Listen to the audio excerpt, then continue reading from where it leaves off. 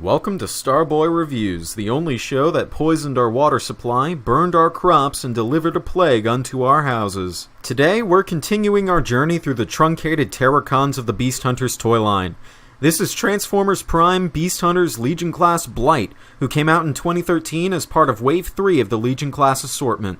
For those of you who don't know who Blight is, it is based off the G1 Terracon Blot, who formed a limb of Abominus. In G1, Blot was an incredibly disgusting and appalling transformer, while Beast Hunters Blight is just a standard stupid monster. As always, we start with the alternate mode. Blight here turns into a squat and tiny little ogre, cast in really nice dark blue and lavender plastic. The dark blue plastic has a really subtle swirl effect that almost looks metallic in certain lighting conditions. The yellow paint that adorns the vertebral fin and other various spikes does a really good job popping against the underlying dark plastic. One thing I really don't care for is that the robot mode hands are blatantly showing off the insides of his legs, though that's to be expected from this size class. For size comparison, here's Dark of the Moon Bumblebee and Bionicle 2015 Tahu. For posability, Blight's alternate mode features ball-jointed shoulders, an elbow swivel, opening claws, and ball-jointed hips.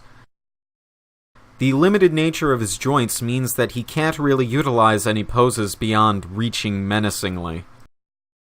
As far as accessories go, Blight comes with the Affliction Hammer. This doesn't have anywhere in particular to store in Beast Mode, but you can lodge it on his shoulder or in his mouth as some sort of gun cigar. While not as involved as Ripper Snapper's, Blight's transformation is somewhat involved and intuitive. Basically, he does a handstand, though the work his torso makes to reshape itself is really commendable at this scale. Overall, though, it's a fun experience. Blight shines a lot better in robot mode. He ditches the awkward proportions of his ogre form and dons the proper figure of a goddamn jacked up monstercon.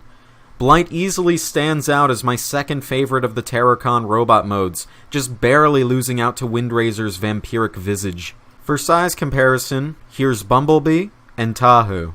Blight's jointage plays to the robot mode's strengths far more than the beast modes.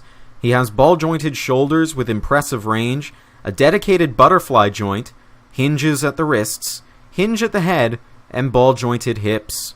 You aren't going to get much of anything out of the ogre's biceps and hands in this mode, trust me. And, like Ripper Snapper, he can cross his arms! I love it! Blight can properly wield the Affliction Hammer in robot mode, and he looks fine carrying it, but it's really nothing special. Blight is a wonderful figure at this scale, adding some much-needed old-fashioned monstrosity to the Beast Hunters Terracons.